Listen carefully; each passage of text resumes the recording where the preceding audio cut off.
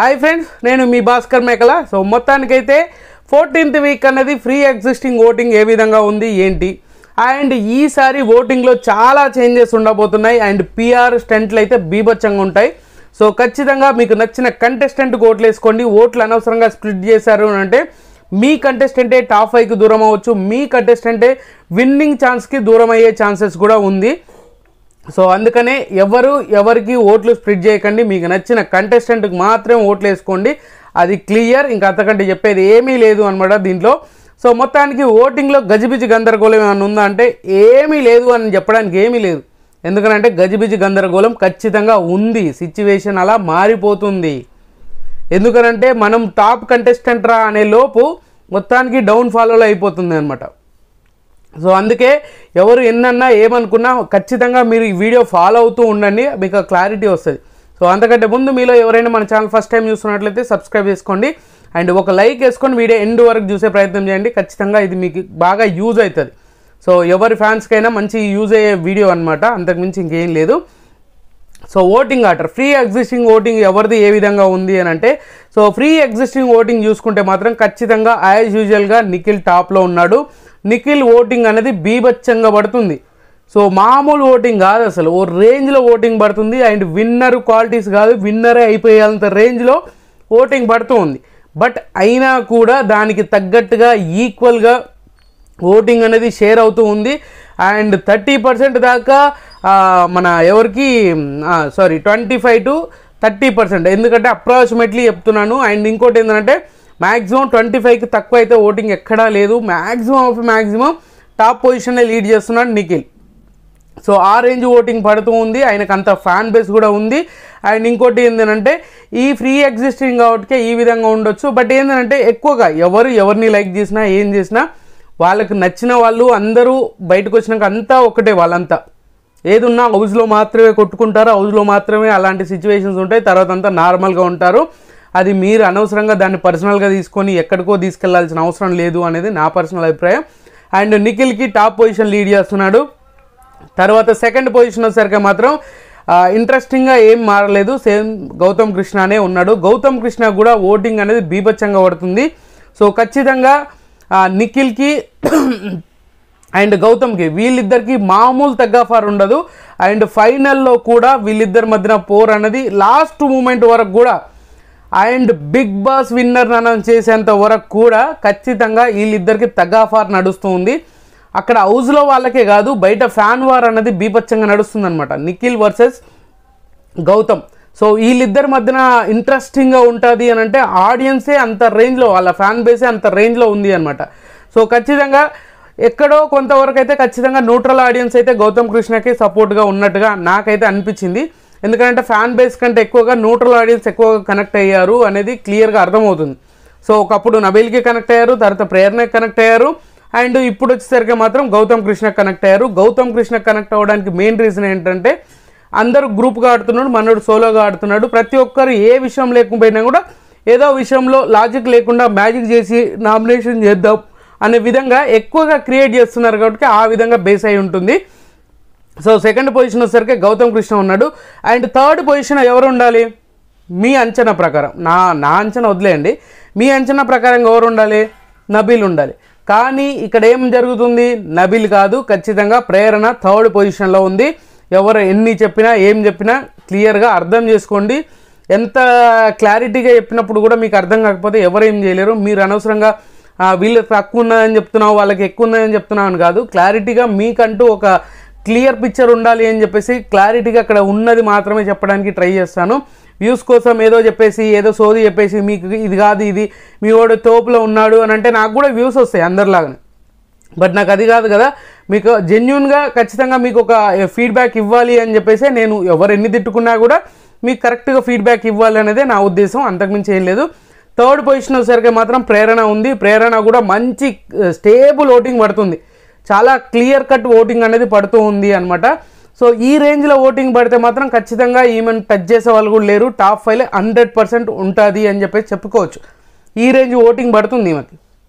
ఇలాంటి సిచ్యువేషన్ ఉన్నప్పుడు ఇంకేం చెప్తాం?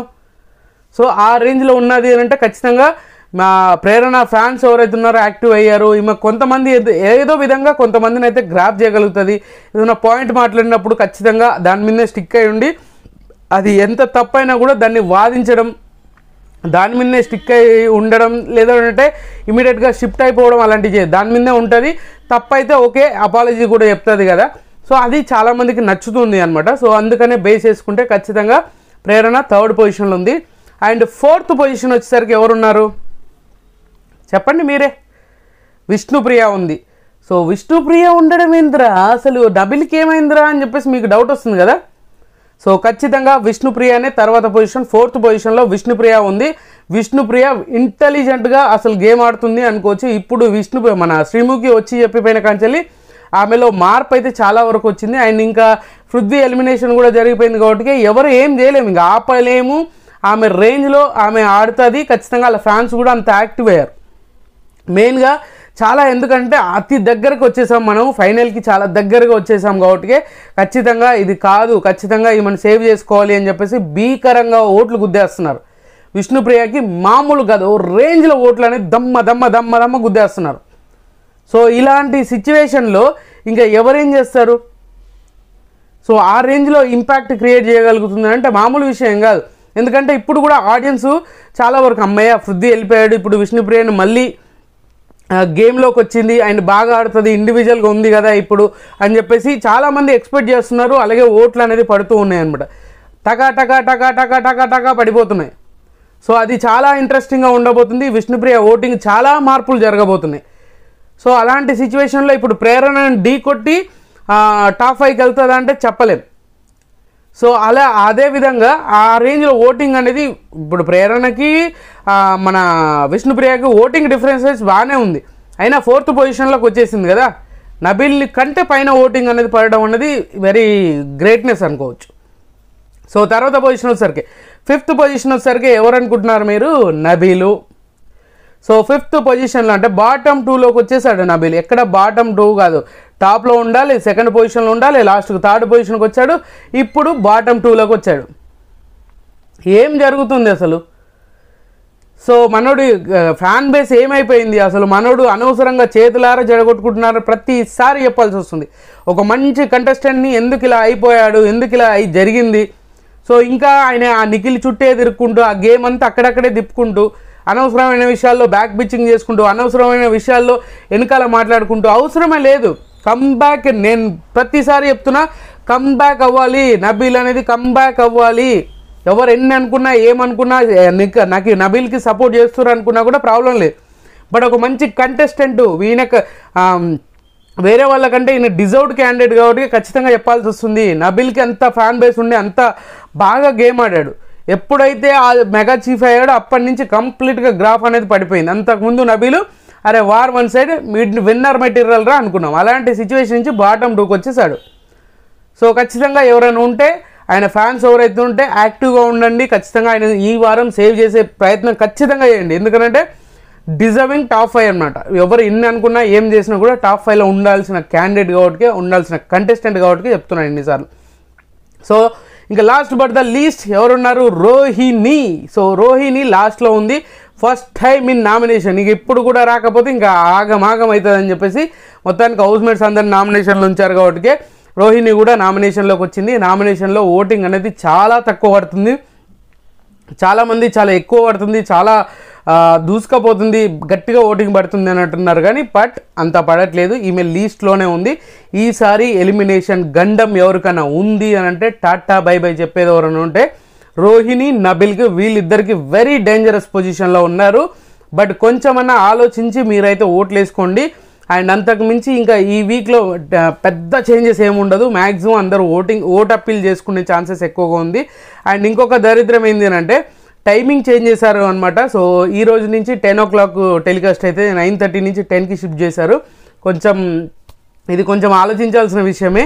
ఎందుకంటే ఈ టైంలో చేంజ్ చేయాల్సిన అవసరం లేదు. బట్ ఇంత దారుణంగా బిగ్ బాస్ టీమ్ ఎందుకు అది చేసుకుంటుందో అర్థం కావట్లేదు. హిట్ సీజన్ అనుకున్నా ఫట్ సీజన్ చేశారు.